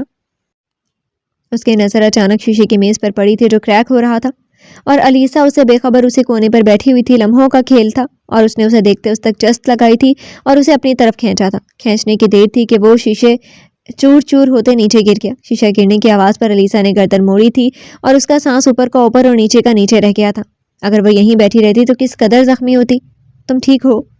اس کا رخ اپنی جانب کرتے حیان نے نرمی سے پوچھا. تب اس کا ہاتھ جھٹکتی دور ہوئی تھی. اس وقت ولیمے کے گاؤن میں ہی تھی جس کا دوپٹہ وہ آتے ہی اتار کر رکھ چکی تھی اور اس وقت روئی روئی آنکھیں اور میک اپ سے سجا چہرہ عجیب امتیاز پیش کر رہا تھا. تمہاری مدد سے بہتر تھا کہ میں اس شیشے پر گر کر زخمی ہو جاتی. نہیں چاہیے مجھے تمہاری مدد. اسے تنفر سے وہ جواب دیتے ڈریسنگ روم کی جانب بڑھ گئی تھی جبکہ وہ وہیں کھڑا رہ گیا تھا. ڈریسنگ روم میں جا کر اس نے دروازہ بند کیا تھا اور اس کے ساتھ ٹیک لگا کر نیچے بیٹھ گئی تھی. دوسری جانب وہ بھی بیڈ کے ساتھ ٹیک لگائے بیٹھا تھا. دونوں ہی خالی ہاتھ تھے. کاش وہ بات سن لیتی. اسے بتانا چاہتا تھا, سب کچھ بتانا چاہتا تھا, وہ بھی جو اس نے آج تک کسی کو نہیں بتایا تھا. وہ سنتی تو صحیح. کیوں بس دفاع لگا رہی تھی؟ پہلے بھی تو سن لیتی تھی, ابھی بھی سن لیتی. ہاں اس نے کہا تھا کہ وہ پیسوں کے بدلے اسے شادی کر لے. اس نے غلط کہا تھا, گھٹیاں باتیں کی تھی اور ایسا ہی کیا تھا, لیکن وہ اس سے ہی کیوں یہ چاہتا تھا یہ بھی تو سوچتی. اسے دھمکی تک دے ڈالی تھی. کیوں؟ وہ کیوں نہیں دیکھ رہی تھی, سمجھ رہی تھی. وہ ایسے تو نہیں تھی کہ دفاع عائد کر دیتی اور بات بھی نہ سنتی, مگر وہ بدل گئی تھی. ڈریسنگ روم کا دروازہ اگلے دن ہی کھلا تھا جب وہ آفس کے لیے تیار ہو کر نکلی تھی. اس کی نگاہ نکلتے ہی اس پر پڑی تھی جو بیڈ کے ساتھ نیچے ٹیک لگائے سویا ہوا تھا. اس نے دروازہ ایک دفعہ آہستگی سے بند کیا تھا, پھر واپس کھولا اور اتنے زور سے بند کیا کہ وہ ہڑبڑا کر اٹھ بیٹھا تھا. وہ آئینے کے سامنے جا کھڑی ہوئی تھی, اپنے بالوں کا جوڑا بنایا اور ہاتھوں پر لوشن لگایا تھا. ایک نظر اس پر بھی ڈالی تھی جو اپنی گردن مسلتے اٹھ کھڑا ہوا تھا. تم کہاں جا رہی ہو؟ وہ اس کے پیچھے کھڑا ہوا اسے پوچھ رہا تھا. اس نے ایک ٹھنڈی نگاہ حیان پر ڈالی تھی جو سوالیہ نظروں سے اسے دیکھ رہا تھا. آفس. یہ ایک لفظی جواب اور بیٹھ کر ہیلز پہنی تھی. تم آفس نہیں جاؤ گی, ہم سنگاپور جا رہے ہیں اور یہ فائنل ہے. اسے ٹھنڈے لہجے میں باور کرا تھا. وہ فریش ہونے کے لیے واش روم کی جانب بڑھ گیا تھا اور علیسا الیاس اس دھوکہ دہی کے بعد باپ کی بھی نہ مانے تو حیان شاہ کی اس کھیت کی مولی تھا جو اس کے ساتھ دھوکہ دہی کر چکا تھا. اس کے بعد وہ اس کے ساتھ گلی کے کونے تک نہ جائے کچھ جا کے سنگاپور. اس نے چپتی ہوئی نگاہوں سے آئینے کے سامنے پڑے ٹکٹس دیکھے تھے. اس کی آنکھوں میں شیطانی چمک پیدا ہوئی تھی. جب وہ فریش ہو کر واش روم سے نکلا تو وہ نداڑ تھی. اس کے ماتھے پر بل آئے تھے لیکن اس کے چہرے کا رنگ تب بدلا تھا جب اس نے آئینے کے سامنے رکھے ٹکٹس دیکھے تھے جو ٹکڑے ٹکڑے تھے اور ان ٹکڑوں کو ترتیب سے رکھا گیا تھا جن پر وہ کچھ لکھ کر گئی تھی. جاؤ ہنی مون پر اپنے نانا کے ساتھ. اس کا غصہ ایک ہی دم اود کر آیا تھا لیکن وہ پی گیا تھا. اس نے علیسا کو کالز کی تھی جنہیں نہ اس نے اٹھایا تھا نہ ہی وہ اٹھائے گی. کچھ دیر بعد وہ اس کے پیچھے ہی نکلا تھا. دادا جان کے پتہ کرنے پر معلوم ہوا وہ ان کے ہاں نہیں گئی. پھر اس نے اندازہ لگایا تھا کہ وہ آفس گئی ہوگی. آفس پہنچ کر اسے معلوم ہوا کہ وہ آفس ہی آئی تھی. وہ سیدھا اس کے نئے آفس میں ہی آیا تھا. دروازہ کھولا تو وہ اسے اپنی کرسی پر براجمان فائلز میں سر دیے دکھائی دی تھی. علیسا میری جان, ہم مل کے ہی آ جاتے. اس کے پاس آ کر اسے بازوؤں سے کھڑا کیے گلے لگایا تھا اور قدرے اونچی آواز میں کہا تھا تاکہ اس کے آفس کے باہر سے کان لگا کر سننے والے سن لیں.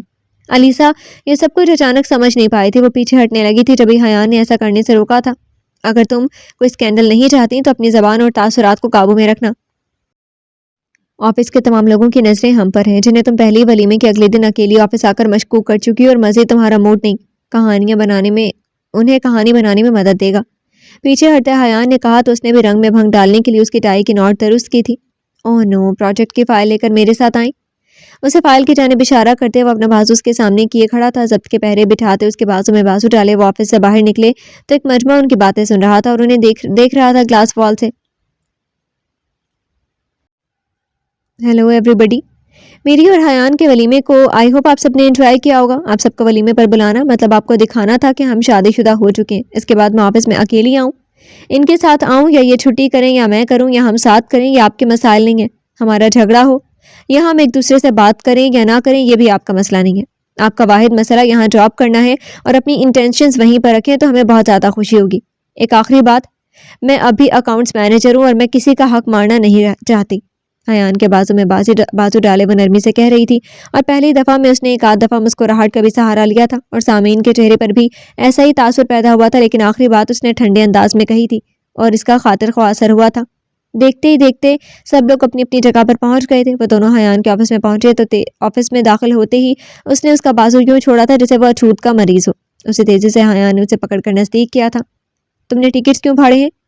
حیان کے سوال پر اس نے ابرو اچکائے تھے. کیونکہ میں تمہارے ساتھ اب کہیں بھی نہیں جانا چاہتی. اس نے نہایت چالاکی اور نرمی سے اس کا ہاتھ اپنے بازو سے چھڑایا تھا اور 2 قدم پیچھے ہٹ کر کھڑی ہو گئی تھی. تمہیں لگتا ہے کہ میں تمہیں زبردستی نہیں لے جا سکتا؟ آنکھیں ٹھوٹی کہ وہ بے شیطانی مسکراہٹ سے گویا ہوا. اور تمہیں لگتا ہے کہ میں تمہارے ساتھ چلی جاؤں گی؟ میں ہر جگہ سے بھاگنے کی کوشش کروں گی اور بھاگ جاؤں گی. ابھی جب میں نے صرف کانٹریکٹ تک تمہارے ساتھ ٹکنے کو راضی ہوں. خدا کی قسم اگر تم نے ایسا کچھ کرنے کی کوشش کی تو میں ایسی جگہ چلی جاؤں گی تمہیں میرا سراغ بھی نہیں ملے گا. And I mean it. اس کے بالکل پاس آ کر اس کے کوٹ کی دائیں جانب اس کے سینے پر ہاتھ رکھتے اپنی آنکھوں سے خوب واضح اسے صرف دھمکی نہیں دی تھی بلکہ اس کی آنکھیں بتا رہی تھیں وہ ایسا کر گزرے گی. تو مجھے ایک دفعہ وضاحت کا موقع کیوں نہیں دیتی؟ اس کے جوڑے سے نکلی لٹ کو کان کے پیچھے اڑستے حیان نے نرمی سے اس کی ٹھوڑی اٹھاتے سوال کیا تھا. اوہ نو, پروجیکٹ کی بات کریں. اس کا ہاتھ جھٹک کر وہ اس کے سامنے کرسی پر بیٹھ چکی تھی اور وہ پروجیکٹ کی بات کرنے پر مجبور تھا. اسے وقت دے رہا تھا. چوٹ سخت لگی تھی اسے, لیکن وہ ایک بار سننے کو تیار ہو تو مسئلہ حل ہو جائے, لیکن وہ تیار ہی نہیں تھی. سر, علیسا میڈم بے ہوش ہو گئی ہیں. وہ اس وقت میٹنگ میں تھا جب ہی ایک امپلائی نے اسے اطلاع دی تھی تو وہ سر کے بل آیا تھا. جب تک وہ آیا تو کانفرنس روم اس کے ساتھ ایک ڈاکٹر تھی, ساتھ ہی اس کی ایک اسسٹنٹ بھی تھی. باقی تمام عملہ باہر نکل چکا تھا. علیسا, وٹ ہیپنڈ؟ اس کے آنے تک ڈاکٹر اسے ہوش میں لے آئی تھی. اب وہ اڑی رنگت کے ساتھ چیئر پر موجود تھی. اس کے پاس آتے اس کا ہاتھ تھامتے حیان نے بے تابی سے پوچھا تھا. وہ کچھ نہیں بولی تھی. ڈاکٹر, کیا ہوا ہے؟ ان کی کمپنی میں ایک ڈاکٹر ہما وقت موجود رہتی تھی. خوش قسمتی سے اس وقت وہ موجود تھی اور اس کا چیک اپ کر چکی تھی. Sir, I think your wife is pregnant. آپ مزید ان کا چیک اپ ہسپتال سے کروا کر کنفرم کر سکتے ہیں. اس کے الفاظ پر حیان کے چہرے کی رونق میں اضافہ ہوا تھا. یہ ایسی خبر تھی جس نے اسے خوشی دی تھی. اسسٹنٹ اور ڈاکٹر روم سے باہر نکلی تو وہ اس کے سامنے کی کرسی کھینچ کر اس کے بالکل پاس بیٹھا تھا. میں بہت خوش ہوں علی سے, تم نے مجھے بہت بڑی خوشی دی ہے. اس کے ہاتھوں کو وہ چوم رہا تھا. والہانہ انداز محبت سے کہیں بھی نہیں لگ رہا تھا کہ اس نے کانٹریکٹ میرج کی ہے. اس کی محبت کا انداز اسے کچھ اور ہی کہہ رہا تھا. جاؤ اور اپنے سوشل میڈیا پر ایک اور پوسٹ کرو کہ میں باپ بننے والا ہوں. میں نے اپنی پہلی بیوی کو جھوٹا ثابت کرنے کے لیے اپنی ہی منگیتر سے اس کا سودا کیا تھا. اس کے الفاظ پر حیان نے نفی میں سر ہلایا تھا. اس نے علیسا کا دونوں ہاتھوں کے پیالے میں منہ سامنے کیا تھا اور اس کے ماتھے پر پیار کیا. میں نے سب جھوٹ کہا تھا صرف تم سے شادی کرنے کے لیے, کیونکہ نانا جان نے بتایا تھا تم ایک رشتے کو لے کر سیریس ہو. میں نے صرف جھوٹ کا سہارا لیا تھا. میں صرف تمہیں حاصل کرنا چاہتا تھا. یہ سب باقی سب جھوٹ ہے. میرا طریقہ غلط تھا, میں غلط تھا, لیکن صرف یہی ایک بات سچ تھی. میں نے گاؤں سے آنے کے بعد بہت کچھ غلط کیا. ان میں سے تم سے وہ بات کرنا بھی غلط تھا, کیونکہ ممی کے بعد مجھے پیار جتانے والا کوئی نہیں تھا. اور میں کچھ نہ کچھ ایسا کرتا گیا کہ کون مجھے روکتا ہے, میری پرواہ کرتا ہے. مجھ پر سب کھرا اور کھوٹا واضح ہو گیا تھا. میں چاہتا تھا کہ تم بھی میری پرواہ کرو. میں اپنی دوست واپس چاہتا تھا لیکن تم سامنے نہیں آنا چاہتی تھی, اس لیے مجھے یہ راستہ اختیار کرنا پڑا. اس کے ہاتھوں میں ابھی بھی اس کا منہ تھا لیکن وہ اس کے ہاتھ جھٹکتی پیچھے ہوئی تھی. حیان اپنے ہاتھ دیکھ کر رہ گیا. تم مجھ سے آ کر بات بھی کر سکتے تھے لیکن تم نے نہیں کی. میری ذات کا تماشا بنایا, میری عزت نفس کو ٹھیس پہنچائی, اور میں کبھی بھی نہیں بھولوں گی. تمہیں بھی نہیں بھولنے دوں گی. اسے سنجیدگی سے جواب دیتے وہ اپنی جگہ سے اٹھی تو اسے چکر آیا تھا. حیان نے بر وقت تھاما اسے. ہمیں ڈاکٹر کے پاس جانا چاہیے. اس نے اس کا ہاتھ تھامے اسے نرمی سے ایسے تھاما تھا کہ اس کا سارا وزن حیان پر تھا. وہ باہر نکلا تو سارا سٹاف انہیں مبارکباد دینے کو کھڑا تھا. وہ فراخ دلی سے سب کی مبارکباد وصول کر رہا تھا. اس کے چہرے کی خوشی دیدنی تھی اور اس نے خوشی کے پیش نظر پوری کمپنی کو آج چھٹی دی تھی. آج جمعہ تھا اور کل ہفتہ تو اس نے آج سے ہی ویکینڈ کی چھٹیاں دے دی تھیں. وہ خوش تو خوشی کا اظہار بھی اپنے طریقے سے کر رہا تھا. علی سے ہم لوگ بیٹھ کر ایک دفعہ معاملہ سلجھا کیوں نہیں لیتے؟ وہ آج گاؤں آئے ہوئے تھے. ڈاکٹر نے سختی سے منع کیا تھا کہ اسے کسی بھی طرح کا سٹریس نہ دیا جائے. اس کی پریگننسی کو 4 ماہ گزر گئے تھے. وہ بھی جو گزرے تھے اللہ اللہ کر کے گزرے کیونکہ ماشاءاللہ سے اسے غصہ خوب آتا تھا اور وہ بھی حیان پر اتارتی تھی. اسے ڈاکٹر نے اس بار بھی سیم ہدایات دی تھی اور ماحول بدلنے کا مشورہ دیا تو وہ اسے لیے گاؤں آیا تھا کیونکہ گھر میں بھی اس کی اسٹیپ مدر کوئی نہ کوئی ایسی بات کر دیتی. منایا کے حوالے سے وہ گھنٹوں پریشان رہتی تھی جبکہ وہ اسے بتا چکا تھا کیس عدالت میں ہے اور وہ اسے ڈیورس کر رہا ہے. اس نے نئے سرے سے اس بات کی بھی ٹینشن لے لی اور اپنا بیوی خطرناک حد تک شوٹ کروا لیا. اس نے ماحول بدلنے کو ترجیح دی تھی اور اسے لیے گاؤں آ گیا تھا جبکہ خود اس کے ساتھ بھی وہ ہر وقت لڑنے کو تیار تھی. اب وہ لوگ رات کے وقت آگ جلائے اس کے پاس بیٹھے تھے کہ دادا جان نے بات چھیڑ دی. سردیوں کی آمد تھی اور حیان دادی بھائی کے ساتھ باہر گیا ہوا تھا. تائی بستر لگا رہی تھی اور وہ دادا پوتی آگ کے گرد بیٹھے تھے. تایا ابا اور شکور دادا دادی کی شادی کے کارڈ دینے گئے ہوئے تھے. دادا جان مجھ سے اس موضوع پر بات نہیں کرے, میں فی الحال اس موضوع پر بات نہیں کرنا چاہتی. اس نے اپنے گرد شال پھیلاتے انہیں جواب دیا تھا. لیکن علی سے یہ کیسے مسئلہ حل ہوگا؟ تم نے اپنی جان داؤ پر لگا رہی ہو. حیان پریشان ہے, دادا جی نے نرمی سے کہا تو وہ اٹھ کھڑی ہوئی تھی. کئی ماہ سے وہ یہی کر رہی تھی, بھاگ رہی تھی, اسے بات ہی نہیں کرنی تھی. ابھی بھی آپ کو حیان کی فکر ہے دادا جان؟ اس کے ساتھ مل کر آپ نے میری عزت نفس مجروح کی ہے اور اب بھی آپ کو اسی پریشانی ہے.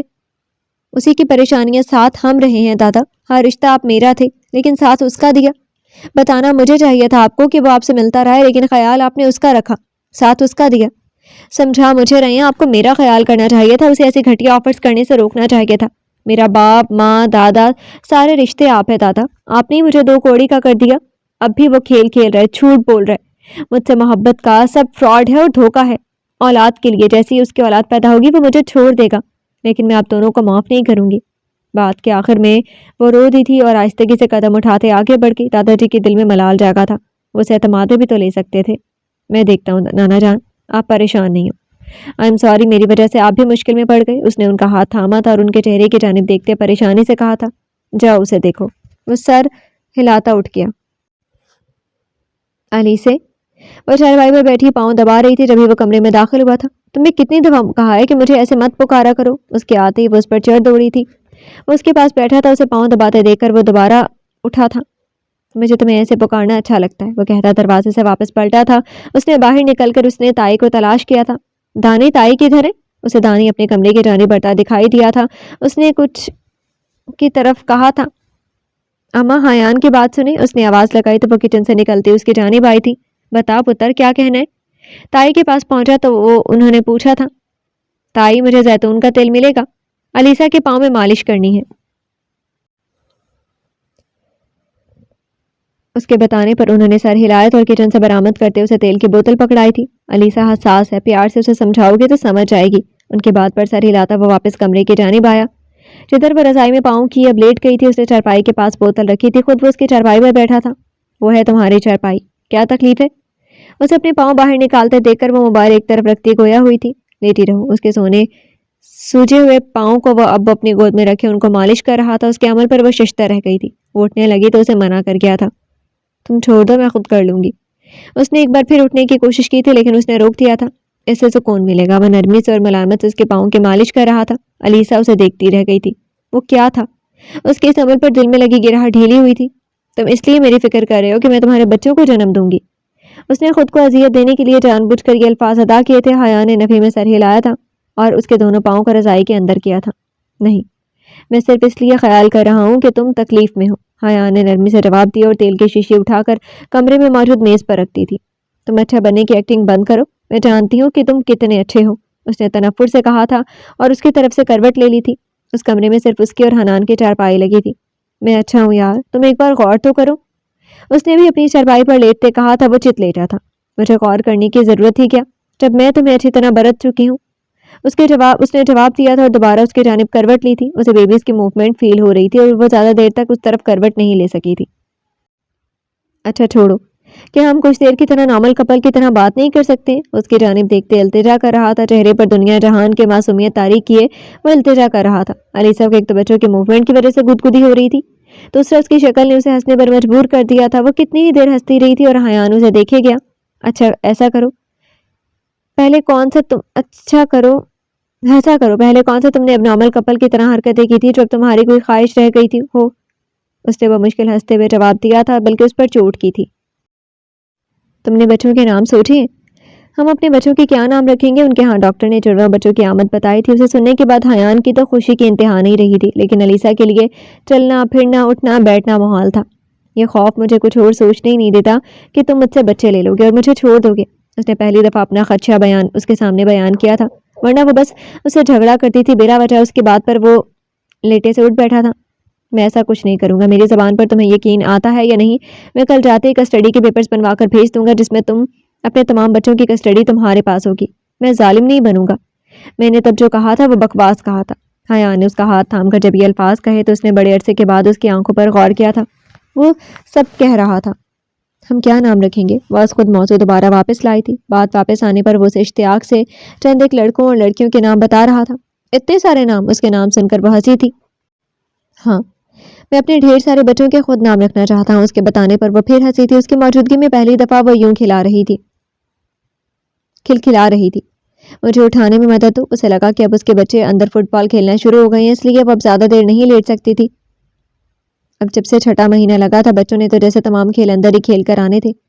हयान ने उसके उठने में मदद की थी और उसके पीछे तकिया रखा था। मुझे लेटना नहीं, चलना है। उठ बैठी तो हयान ने उसके पैरों में स्लीपर डाले थे और उसका हाथ थाम कर उसे खड़े होने में मदद दी थी। मेरी चादर भी पकड़ाओ। चादर लाकर उसके गिर्द अच्छे से फैलाई थी और उसका हाथ थाम कर बाहर लाया था। मुझे भूख लग गई है। बाहर खुले सहन में वो काफी देर उसका हाथ थाम कर उसे चलने में मदद देता रहा था। सब लोग अपने अपने कमरों में चले गए थे, बस वो दोनों बाहर थे। किचन में देखो, कुछ खाने को रखा होगा, या ताई से पूछो, बल्कि मुझे ले चलो। अचानक रुककर उसने कहा तो उसका हाथ थामे उसे किचन में लाया था। मैं देखता हूँ, तब तक तुम बैठो। उसे किचन में मौजूद वाहिद कुर्सी पर बिठाया था और खुद देखा था खाने को कुछ भी मौजूद नहीं था। फ्रिज से देखा तो अंडे पड़े थे। उसने 2 अंडे निकाले, प्याज मिर्चियाँ और टमाटर निकाला, महारत से उन्हें काटा और देसी घी लिए बाहर आया था। उसके साथ ही अलीसा भी आई थी। उसने वहीं कुर्सी उसे बाहर आग के पास रखती थी और उस पर बिठाया था। खुद तो उसने आग ही जला रखी थी, वहीं उसने उसे ऑमलेट भी बना कर दिया था। शहजादी, इस वक्त ये खादिम यही कर सकता था, कबूल कीजिए। उसे प्लेट में डालकर पेश किया था। अलीसा ने मुस्कुराते पकड़ लिया था। आग जलाने में मेरी मदद शामिल ना होती तो तुम ऐसा नहीं कर सकते थे, उसने बताया था। वो सर हिलाता उसके पास एक कोठे पर बैठा सर खम कर गया था। मेरी शादी तक मेरी बहन को राजी कर लो, वरना मैं इसका सूजा हुआ मुंह अपनी मूवी भी नहीं ला सकता। धानी अपने कमरे से निकलता उसे हिदायत देता बाहर निकल गया था। मान जाओ, आई स्वेयर तुम्हें दुख देने के बारे में सोचूंगा भी नहीं।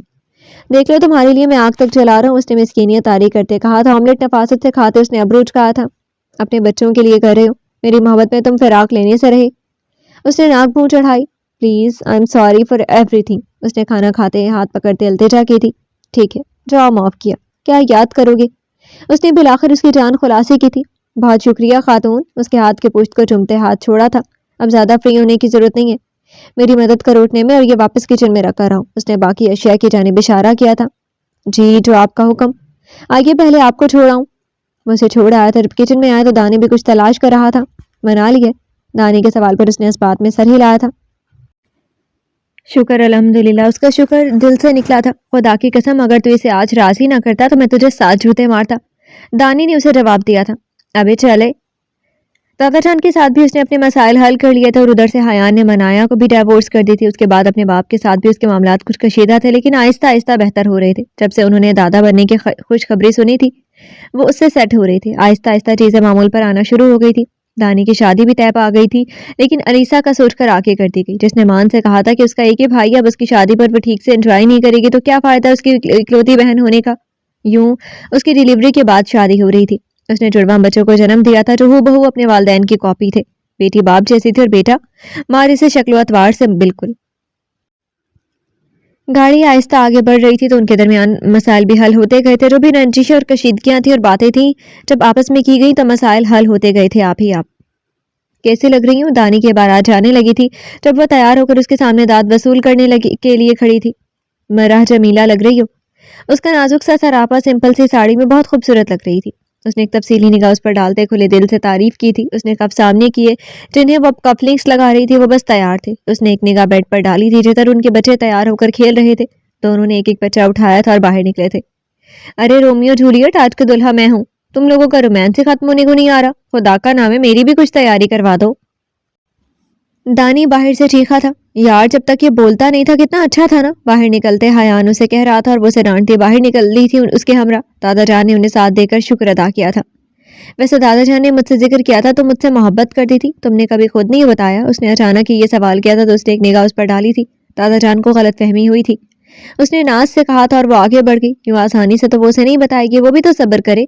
पीछे वो भी सोच रहा था कि वो उगलवा के रहेगा।